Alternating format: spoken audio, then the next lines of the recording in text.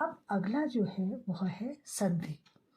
संधि किसे कहते हैं, संधि कितने प्रकार की है, इसको अभी मैं आप संक्षेप में बताती हूँ।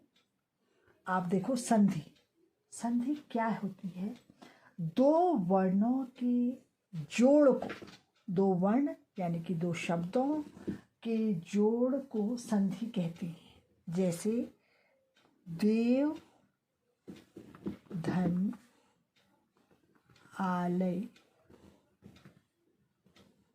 बराबर देवालय।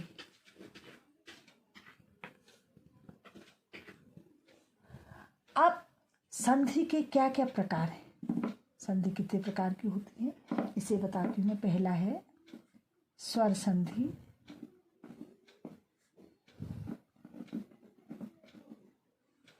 दूसरा है व्यंजन संधि,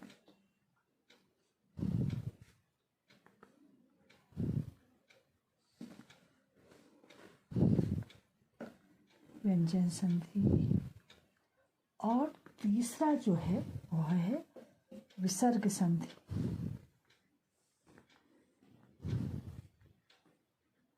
विसर्ग संधि। अब जो आपको मैं पहला बता रही हूँ वो है स्वर संधि। स्वर संधि किसे कहते हैं, थोड़ी सी इसकी परिभाषा बताती हूँ, फिर इस स्वर संधि के क्या क्या रूप हैं इसके बारे में मैं आज आपको बताती हूँ। एक स्वर के साथ दूसरे स्वर के मेल से जो परिवर्तन होता है उसे स्वर संधि कहा जाता है। अब दूसरे स्वर के मेल से, जैसे विद्या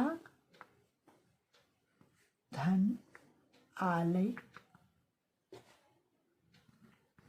विद्यालय,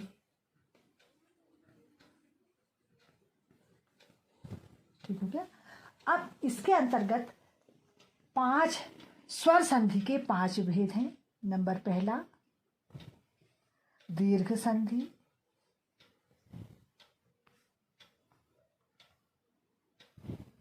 दीर्घ संधि। नंबर दूसरा गुण संधि,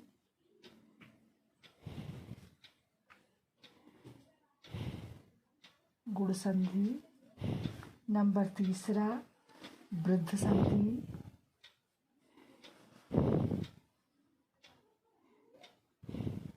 नंबर चौथा यण संधि,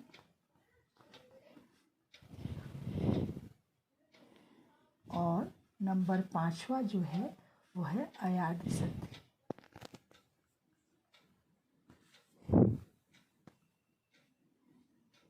ठीक है। अब पहला जो है वो है गुण संधि। किसे कहते हैं, गुण संधि किसे कहते हैं इसके बारे में मैं आपको बताती हूँ। गुण संधि दो सवर्ण स्वरों के मिलने से उसका जो रूप दीर्घ हो जाता है उसे दीर्घ संधि कहते हैं। परिभाषा में बहुत संक्षेप में बता रही हूँ।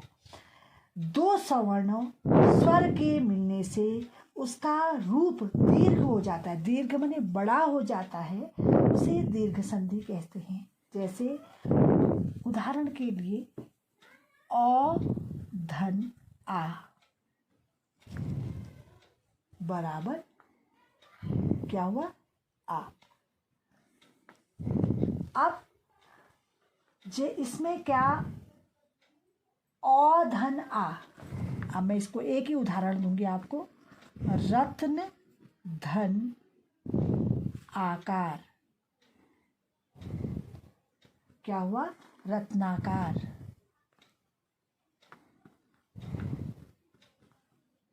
दीर्घ हो गया रत्नाकार, रत्न के आकार के अनुसार, तो रत्नाकार ये क्या हो गया, एक दीर्घ संधि कहलाता है। जैसे परम धन आत्मा, परमात्मा यानी कि हमारा ईश्वर।